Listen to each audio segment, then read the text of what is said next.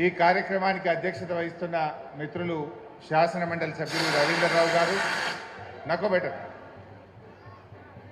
ఈ కార్యక్రమ ముఖ్య అతిథి బీఆర్ఎస్ పార్టీ వర్కింగ్ అధ్యక్షులు కేటీఆర్ గారికి, గౌరవనీయులు మాజీ మంత్రివర్యులు శ్రీనివాస్ యాదవ్ గారికి, మన అభ్యర్థి బ్యాండ్ ఆపేయండి అన్న, బ్యాండ్ ఆపేయండి. మాగంటి గోపీనాథ్ గారి సతీమణి, కాబోయే జూబ్లీహిల్స్ శాసనసభ్యురాలు శ్రీమతి మాగంటి సునీత గారికి,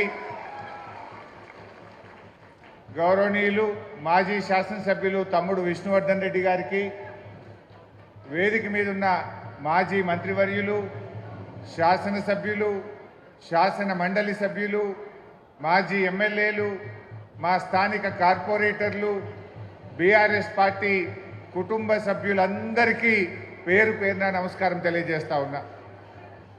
ఈరోజు ఈ జూబ్లీహిల్స్ ఎన్నిక చాలా ముఖ్యమైన ఎన్నిక.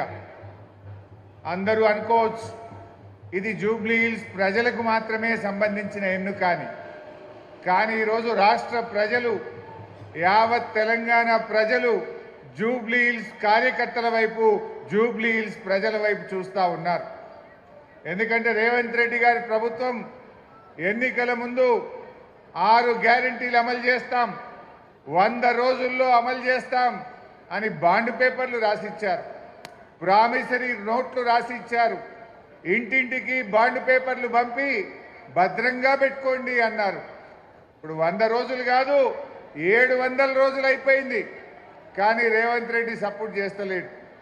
అందుకే రాష్ట్ర ప్రజలు ఏమనుకుంటున్నారు, రేవంత్ రెడ్డికి జూబ్లీహిల్స్లో సురుకు తలగాలి, కాంగ్రెస్ పార్టీ చిత్తుగా ఓడితే రేవంత్ రెడ్డికి కనునిప్పు కలుగుతుంది అని చెప్పి ఇలా రాష్ట్ర ప్రజలు భావిస్తూ ఉన్నారు. లేకపోతే రేవంత్ రెడ్డి ఏమంటాడు, నేను మహాలక్ష్మి ఎగ్గొట్టినా, 6 గ్యారెంటీలు ఎగ్గొట్టినా, అవ్వా తాతలకు పెన్షన్ ఇయ్యకపోయినా, హైడ్రా పేరిట పేదల ఇండ్లు కూల్చినా నాకే ఓటేసిండ్రు అనడా?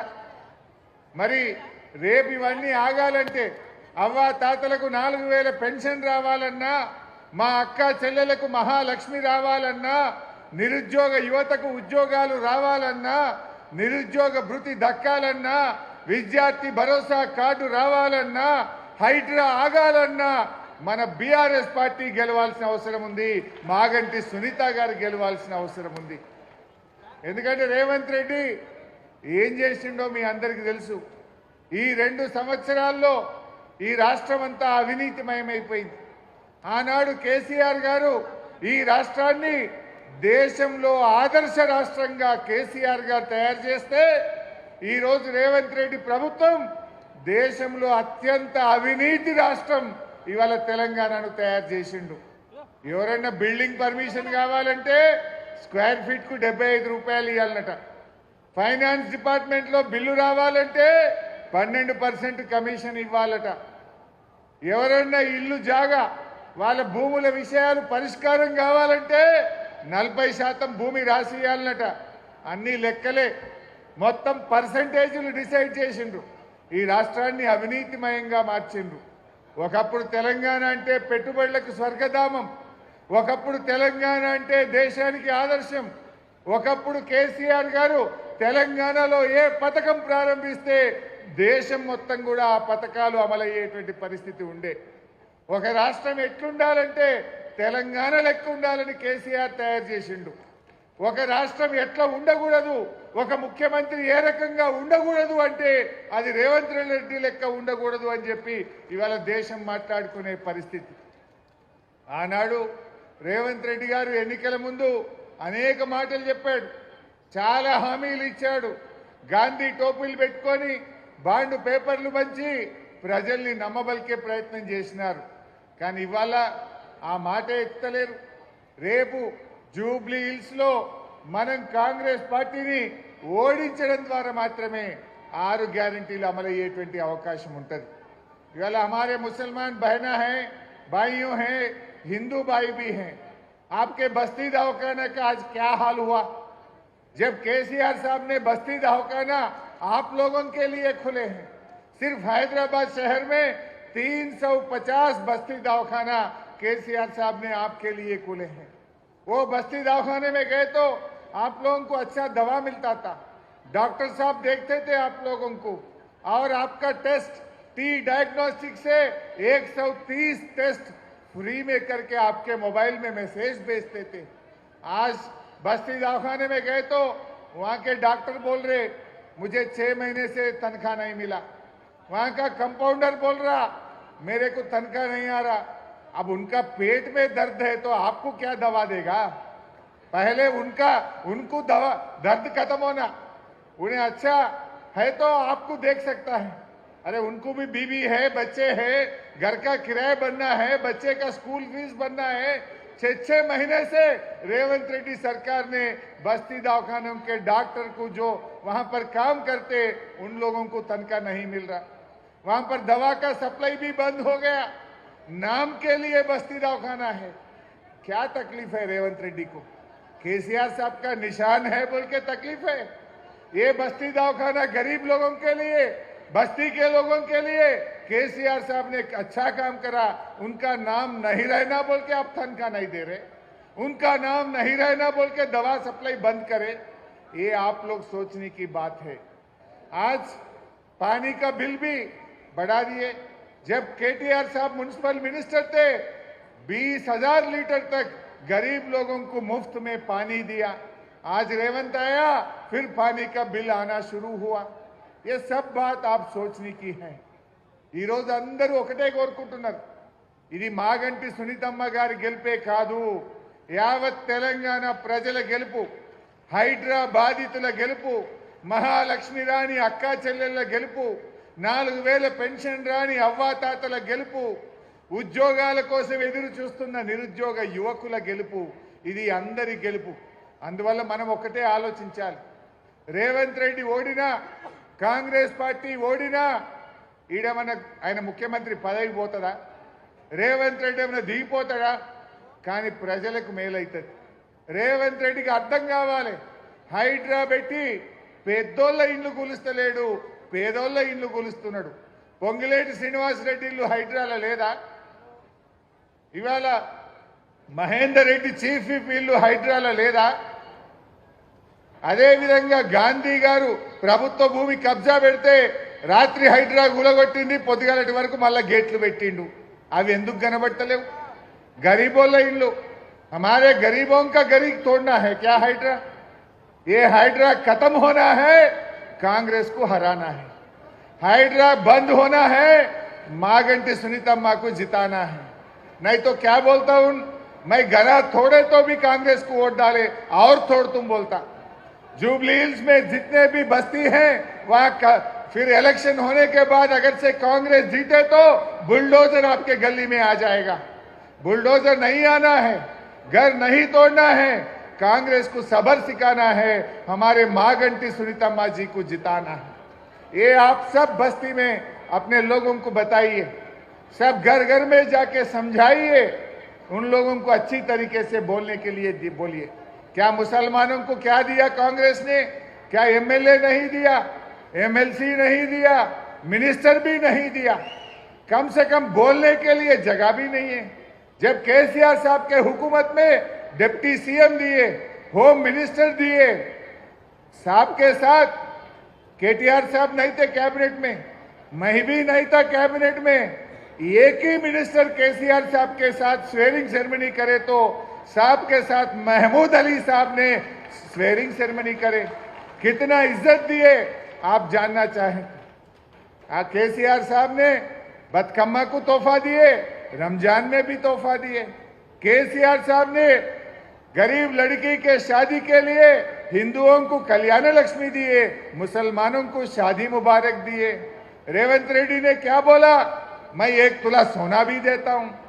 सोना तो नहीं दिया, वो शादी मुबारक कल्याण लक्ष्मी का चेक 1 साल तक नहीं आ रहा।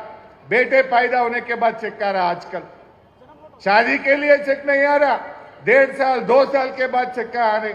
ये लोग समझ सकते हैं जितने अच्छे काम केसीआर साहब ने करे, रेवंत रेड्डी उसको तोड़ते आ रहा है।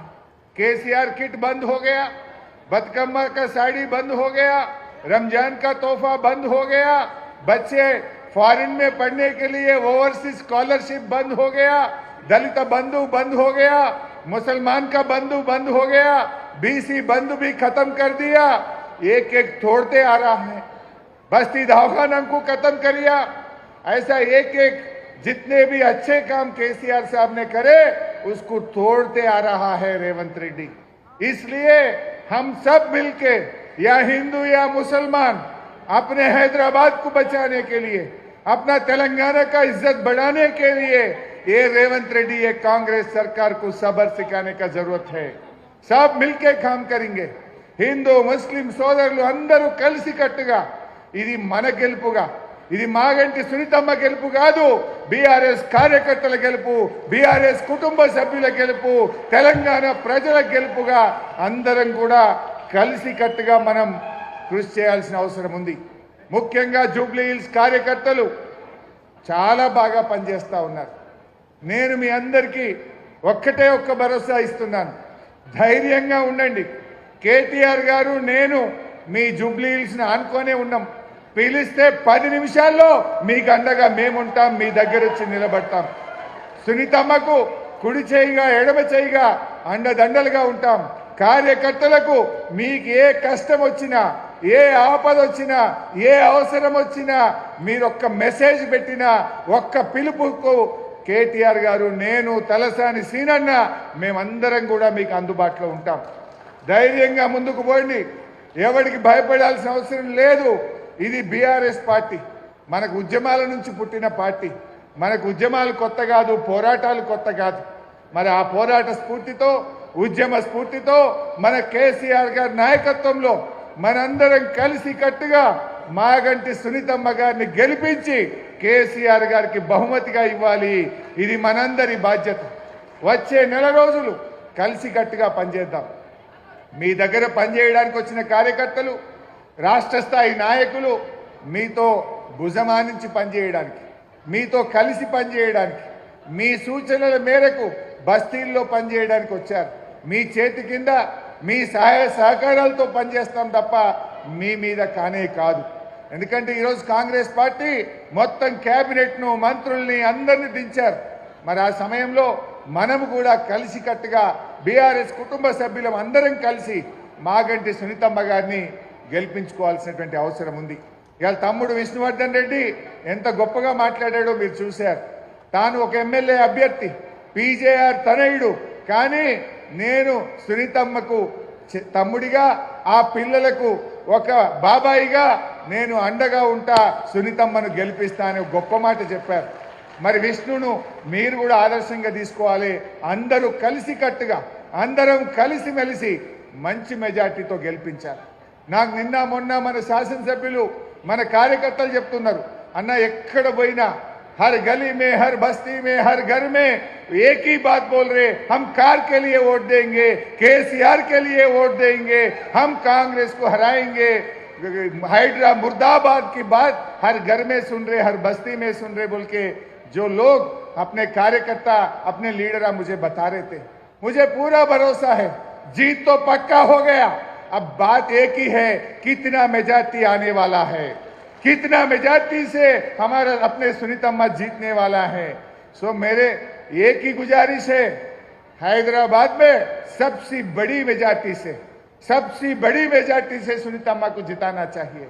क्यों बोले तो जितना अच्छा मेजॉरिटी आया उतना रेवंत रेड्डी मुंह काला हो जाता। उनको मालूम पड़ता लोग कितना गुस्सा में हैं, लोग क्यों गुस्सा में हैं, हाइड्रा के ऊपर गुस्सा है, और शादी मुबारक के अब सोना नहीं दे रहे बोल के गुस्सा में है, बूढ़ा लोगों को 4000 नहीं दे रहे बोल के गुस्सा में है, महिलाओं को महालक्ष्मी नहीं दिया बोल के गुस्सा में है। ये बात कैसा मालूम होता? सिर्फ हराने में नहीं, बड़ी मेजॉरिटी से सुनीतम्मा को जिताने में आपकी भलाई है, पूरा तेलंगाना की भी भलाई है। सो ఈ రకంగా అందరం ముందుకు పోదాం, కలిసిమెలిసి ఉందాం. ఇవాళ మీ ఉత్సాహం ఇంత పెద్ద ఎత్తున, కార్యకర్తల మీటింగ్ అంటేనే ఒక పబ్లిక్ మీటింగ్ లాగా వచ్చారు. మీ ఊపు, మీ ఉత్సాహం చూస్తూ ఉంటే తప్పకుండా బీఆర్ఎస్ అద్భుతమైన విజయాన్ని సాధిస్తుంది. అందరం కలిసికట్టుగా ముందుకు పోదాం, సునీతమ్మ గారిని గెలిపించుకుందాం. జై తెలంగాణ.